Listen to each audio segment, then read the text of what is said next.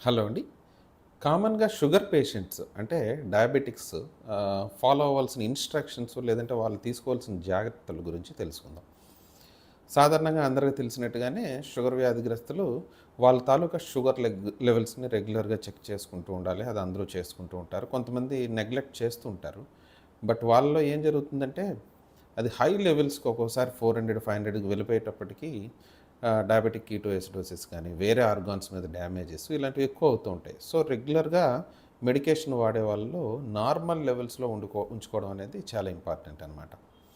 So, ఇది కాకుండా వాళ్ళు ఫాలో అవ్వాల్సిన ఇన్‌స్ట్రక్షన్స్ ఏంటంటే, వాళ్ళ ఫుడ్ అంటే డైట్ చాలా ఇంపార్టెంట్. యాడెడ్ షుగర్స్‌ని మోస్ట్‌లీ అవాయిడ్ చేసుకొని గ్రెయిన్స్ కానీ, పల్సెస్ అంటే చిరుధాన్యాలు, పప్పుధాన్యాలు, కొన్నిసార్లు ఫ్రూట్స్, కొన్ని రకాల ఫ్రూట్స్‌ని ఇలాంటి వాటిని అలవాటు చేసుకుంటూ ఉంటే మంచిది. స్ట్రెస్‌ని తగ్గించుకోవాలి. దీనికి యోగా అండ్ మెడిటేషన్ అనేది చాలా వరకు హెల్ప్‌ఫుల్‌గా ఉంటూ ఉంటుంది.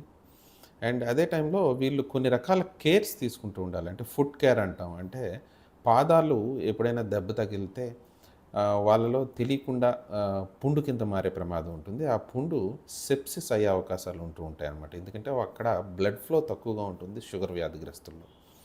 అండ్ నరాలు ఏమైనా డ్యామేజ్ అయ్యాయా అనేది రెగ్యులర్‌గా చూసుకుంటూ ఉండాలి. ఐ మీన్ సింప్టమ్స్ అంటే నంబ్‌నెస్ కానీ, ఆహ్, కాళ్ళు చేతులు తిమ్మిర్లెక్కడం ఇలాంటివి ఏమైనా ఉంటే వెంటనే డాక్టర్‌ని సంప్రదిస్తే మంచిది. అదే టైంలో ఐ చెకప్ అంటే కళ్ళని ఇయర్లీ వన్స్ అయినా చెక్ చేసుకుంటూ ఉండాలి. Heart important. Alcohol and smoking అనేది వీళ్ళు అవాయిడ్ చేయగలిగితే చాలా వరకు కాంప్లికేషన్స్ నుంచి అవాయిడ్ చేయొచ్చు.